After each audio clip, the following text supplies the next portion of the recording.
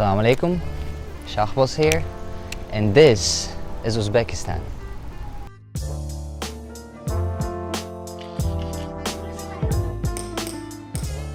I'm pretty sure the rest of the videos is gonna be watched by nobody because the attention span of this TikTok generation is 10 to 15 seconds.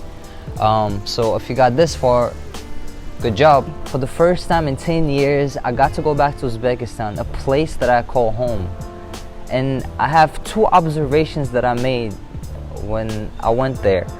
But first, I want to share this TikTok trend of the pictures that I took of Uzbekistan.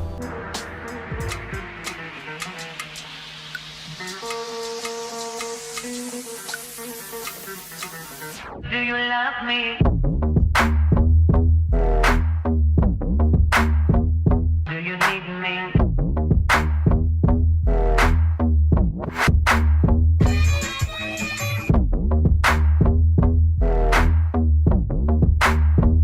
Do you want me? Do you love me? At some point of their lives, Uzbekistan was a home to people like Al-Bukhari, Al-Tirmidhi, Ibn Sina, Al-Khwarazmi, Naqshbandi, Mirza Ulughbek, Muhammad Bobur, and Shahbaz Samarkandi. And if you don't know who any of these people are, just Google it. But the most precious thing about Uzbekistan comes in a form of its own people. The people who live in Uzbekistan right now. People hammering a nail onto a metal plate and drawing with it. People hand making carpets. People drawing with the world's thinnest paintbrush. The most hardworking people in the world. While Uzbeks are one of the most hardworking people in the world, they're extremely impoverished and overly exploited. Some of them are trying to leave the country just to make their ends meet. And one of the biggest problems that Uzbekistan is facing right now is corruption, which starts on the highest level possible, like the governmental, and finds its way on the bottom of the society. Since this collapse of the Soviet Union in 1990s, countries like Russia, China, the US, and European countries have been picking Central Asian countries apart and devouring them. Russia, for example, has been dictating Uzbekistan about its energy resources like petroleum, uranium, and natural gas. China has made its mission to get Uzbekistan under its wing to make it dependent on the Chinese money for its infrastructure. The US aid is loaning money to Uzbekistan's agriculture so Uzbekistan can export produce to the US for cheap while the labor cost stays low. And countries like Germany is creating holes in the infrastructure of Uzbekistan by stealing nurses and trade professionals from Uzbekistan.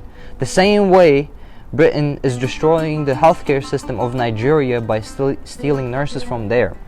Hussam once told me that countries do not exist in a vacuum and the world superpowers are always going to be there. He is right, but there is an alternative. Uzbekistan is one of the 7 countries in Central Asia, including Afghanistan and East Turkestan.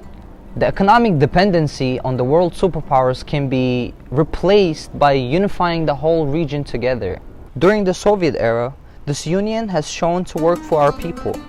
The quick example would be, neighboring Tajikistan is the origin source for Amudarya River, which is one of the main sources of water for Uzbekistan's irrigation.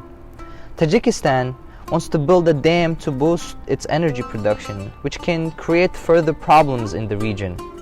Uzbekistan, as one of the world's biggest gas and petroleum producers, can exchange its energy resources for water supplies of Tajikistan, which was done by the Soviets before. As someone who grew up in Turkestan and is of the Persian origin, I see unification as one of the only solutions against exploitation of our people. And I hope it can be done sooner rather than later. If you stuck around till the end of the video, thank you very much. And if you have any recommendations for a next video, you can leave suggestions in the comment down below or message me on Instagram or Twitter.